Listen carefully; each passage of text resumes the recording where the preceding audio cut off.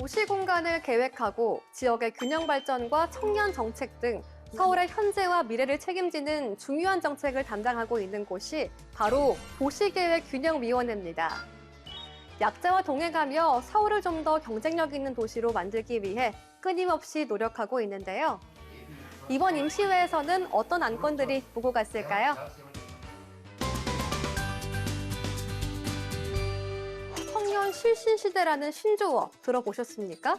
청년 실업자가 늘어나면서 학자금 대출 등을 갚지 못해 청년들이 신용불량자가 된다는 뜻인데요. 서울특별시 의회는 이런 청년 취업 문제를 해결하기 위해 다양한 노력을 기울이고 있습니다. 주목받는 정책 중 하나가 바로 미래청년 일자리 사업입니다. AI, 온라인 콘텐츠, 제로웨이스트, 소셜벤처 등 혁신 산업 분야에서 청년들이 6개월간 실전 경험을 할 수 있도록 지원하는 제도인데요. 지속적인 고용 연계를 위해서는 세심한 보완 대책이 필요하다는 의견이 나왔습니다. 일 경험을 제공하는 것은 서울시가 전액 부담을 해서 프로그램을 진행하는 것에 적극 동의를 하는데, 이후에 기업에서도 사실은 자기네 기업의 예산과 재정상의 여건 때문에 채용을 하고 싶어도 못하는 경우가 있단 말이죠. 그럴 경우에 뭐 단 3개월이 됐든 6개월이 됐든 간에 서울시가 이제 예산의 어느 정도의 매칭을 통해서 급여를 지원해주는 형식, 그런 방안도 좀 강구를 해보는 게 어떨까라는 생각이 들어요. 또한 최근 빠르게 증가하고 있는 고립 은둔 청년들의 눈높이에 맞춘 일자리 마련으로 이들의 사회 복귀를 적극적으로 도와야 한다는 논의도 오갔습니다.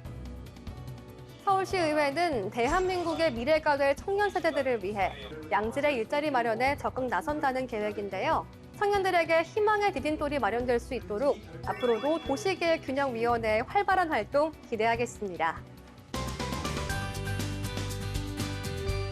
지난 2023년부터 서울시에서는 서울에 거주하는 만 19세에서 39세 청년들의 국제개발협력 참여 기회를 확대하고 봉사활동을 통한 글로벌 역량 강화를 지원하는 서울 청년 해외봉사단 사업을 진행하고 있는데요. 지속 가능한 사업으로 발전시키기 위해서는 관련 기관에 더 적극적인 관심이 필요하다는 의견이 나왔습니다. 단순히 업체 통해가지고 나중에 보고서만 받고서는 만족도가 좋았다 이렇게 받는 거는 좀 약간 좀 신뢰하기 어려울 것 같기도 하고, 또 현장에서 어떤 일이 일어나는지 직접 좀 봐야 다음에 이 프로그램을 설계하는 데 좀 도움이 되지 않을까, 좀 발전적인 방향으로 가는 이 프로그램이 진행되지 않을까 그런 생각을 합니다. 서울 청년 해외봉사단의 대상지 선정에 대한 새로운 방향도 제시됐는데요. 단순한 일회성 자원봉사가 아닌 서울 청년 해외봉사단만의 명확한 기준과 정체성을 확립해야 한다는 것입니다.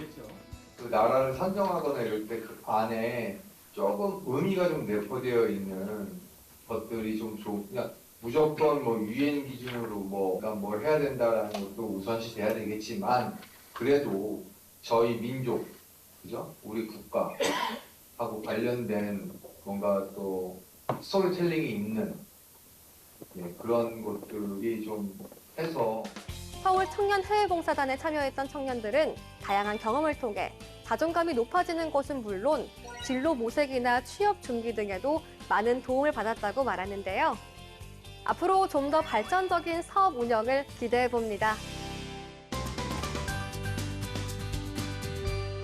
올 하반기부터 서울에 전국 최초로 용적이양제가 도입됩니다. 용적이양제란 문화재 보존 등으로 활용하지 못하는 용적을 개발 여력이 있는 곳으로 넘겨줘 도시 전반의 개발 밀도를 효율적으로 관리할 수 있는 제도인데요. 도시 공간의 혁신적인 배분이 가능해질 것이라는 기대가 높아지고 있습니다. 북촌의 한원 같은 경우 강제하고 있는 것에 대한 공정권 부분을 많이 주장해 왔습니다. 그래서 선진국이나 이런 데서 이미 공정권을 갖다가 고려하는 데도 있고, 실례로 이번에 이 용적 이양 이 부분이 현실화돼야 우리 지금 시정부가 추구하는 균형 발전에 상당한 큰 도움이 되리라고 저는 생각합니다. 하지만 처음 시행되는 제도인 만큼 우려의 목소리도 있는데요. 투기 수요 방지를 위한 장치나 거래 범위 설정 등 앞으로 더욱 구체적인 제도 마련이 필요할 것으로 보입니다. 용적 이양이 제대로 자리 잡으려면 네. 실제 용적률에 대한 거래까지도 완성이 돼야 가능한 거 아니겠어요? 그게 시장 안에서 통용이 될 수 있는 구조까지 만들어내야 되는데 네. 그렇지 않다면 여기에 적혀 있는 것과 다르게 일부에게밖에 적용될 수 없는 그런 구조를 갖고 있는 거죠. 이게 외국에서도 뉴욕이나 도쿄에서도 시행한 제도로서 성공한다는 평가를 받고 있는 제도죠. 네, 그렇습니다. 네. 근데 이제 이 성공한 이 제도이지만은 여기에 대한 또 불합리한 또 문제점, 우리가 예측하지 못한 또 문제점이 또 대두될 수 있다라고 생각을 합니다. 여기에 대한 불합리점을 염두에 두시고 꼼꼼하게 네. 잘 만들어 주시기를 당부드리겠습니다. 서울특별시 의회는 용적이양제의 성공적인 실행을 위해 관련 법령 재개정은 물론 의회 차원에서의 관심과 지원을 아끼지 않을 예정인데요. 첫 발을 떼게 된 서울형 용적이양제, 시민의 재산권을 보호하고 도시 균형 발전을 견인하는 제도로 안착해 가길 기대해 봅니다. 도보로 30분 내에서 일과 여가, 각종 일상생활이 가능한 서울형 보행 일상권 시범 사업이 본격적으로 착수됐습니다. 서울시는 2040년까지 시 전역에 100개 이상의 작지만 강한 자족형 생활권을 만들어 나간다는 방침인데요. 장밋빛 구성에 그치지 않기 위해서는 구체적인 기준이나 가이드라인 정립이 필요하다는 논의가 오갔습니다. 서울의 제일 큰 문제는 어쨌든 그 집중 건설이 잘 안 된다는 거. 네.